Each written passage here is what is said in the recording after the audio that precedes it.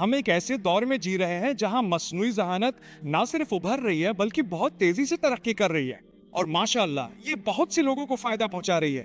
لوگ مصنوعی ذہانت کی وجہ سے کروڑوں کما رہے ہیں۔ ماشاءاللہ تبارک اللہ، لوگ اپنے علم میں اضافہ کرنے میں بھی فائدہ اٹھا رہے ہیں۔ لیکن ہر چیز سچ نہیں ہے، اور یہ نہ سمجھو کہ ویکیپیڈیا پر ہر چیز سچ ہے، یہ بے وقوفی ہوگی۔ حقیقت میں ایسا نہیں ہے۔ اگر تم سمجھتے ہو کہ یہ سچ ہے تو تم بے وقوفی کر رہے ہو۔ آپ کو تصدیق کرنی چاہیے، چاہے آپ نے یہ بات آن لائن ہی کیوں نہ پڑھی ہو۔ آپ کو تصدیق کرنا ضروری ہے۔ مجھے یاد ہے جب میں کچھ چھوٹا تھا اور مدینہ سے فارغ و تحصیل ہو کر واپس آیا تھا، تو کبھی کبھی میں اپنی والدہ سے کہتا تھا کہ آپ نے جو یہاں کیا ہے وہ بالکل درست اور صحیح نہیں ہے۔ وہ کہتی نہیں، میں نے یہ کتاب میں پڑھا ہے۔ اور میں ان سے کہتا کون سی کتاب؟ وہ کہتی میں نے یہ کتاب میں پڑھا ہے اور میں نے خود پڑھا ہے۔ اور میں نے ان سے کہا امی میں بھی ایک کتاب لکھوں گا، پھر آپ میری کتاب پڑھ لینا۔ کبھی کبھی لوگ سمجھتے ہیں کہ چونکہ میں نے یہ کسی کتاب میں پڑھا ہے تو یہ سچ ہے۔ یہ ضروری نہیں کہ وہ سچ ہو۔ کوئی بھی کتاب لکھ سکتا ہے، کوئی بھی پوسٹ کر سکتا ہے، کوئی بھی جو چاہے کہہ سکتا ہے۔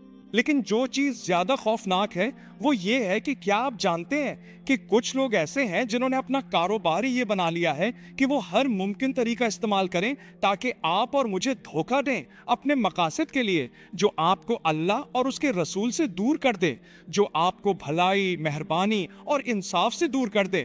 چاہے ہم غزہ کو دیکھیں یا دنیا کے کسی اور حصے کو، جو معلومات آپ حاصل کرتے ہیں آپ کو یہ سمجھنا چاہیے کہ میں نے یہ کہاں سے لی ہے، کیا یہ سچ ہے، یہ سب کس بارے میں ہے، وغیرہ وغیرہ۔ کبھی کبھی وہ آپ کو ایک دوسرے سے نفرت دلوا دیتے ہیں، اور جب آپ ایک دوسرے سے نفرت کرنے لگتے ہیں تو آپ اپنی طاقت کھو دیتے ہیں، اور یوں وہ ایک کو دوسرے کے خلاف کھڑا کر دیتے ہیں، اور آپ کو احساس بھی نہیں ہوتا کہ جو ہمیں ایک دوسرے کے خلاف کر رہے ہیں وہ دراصل کسی مقصد کے لیے کر رہے ہیں، اور وہ مقصد کسی بھی طرح ہمارے لیے فائدہ مند نہیں ہے۔ تو محتاط رہیں، ہم ایک امت ہے، ہمیں ایک ہونا چاہیے، اور ہمیں چاہیے کہ ہم ایک دوسرے کو سمجھیں، چاہے ہمارے درمیان اختلافات ہی کیوں نہ ہوں۔ آج اگر میں حجاب کے حق میں آواز اٹھاؤں اور یہ کہوں کہ یہ عورت کا حق ہے کہ وہ آزادی سے حجاب پہن سکے، اگر وہ پہننا چاہتی ہے تو آپ کو اسے روکنا نہیں چاہیے، تو یقیناً ایک لابی ایسی ہوگی جو اس کے خلاف ہوگی۔ اور اگر اس کے خلاف کوئی لابی ہو اور آپ کی حمایت میں لابی اتنی مضبوط نہ ہو تو آپ ہار جائیں گے۔ اور ہمارا مسئلہ یہ ہے کہ ہم ہزاروں ٹکڑوں میں بٹے ہوئے ہیں، ہر کوئی اپنی جگہ اکیلا ہے، اس طرح آپ اپنی طاقت کھو دیتے ہیں۔ لیکن کیا ہمیں آپس میں تعاون نہیں کرنا چاہیے اور اپنے اختلافات کو ایک طرف رکھ کر اکٹھی جدوجہد نہیں کرنی چاہیے؟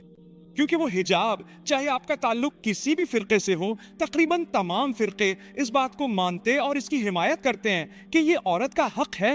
اس لیے ہمارے لیے یہ سمجھنا بہت ضروری ہے کہ ہمارے ساتھ چھیڑ چھاڑ کی جا رہی ہے، ہمیں جان بوجھ کر تقسیم کیا جا رہا ہے، ان لوگوں کے ذریعے جو یہ چاہتے ہیں کہ ہم ایک دوسرے کے لیے کھڑے بھی نہ ہوں۔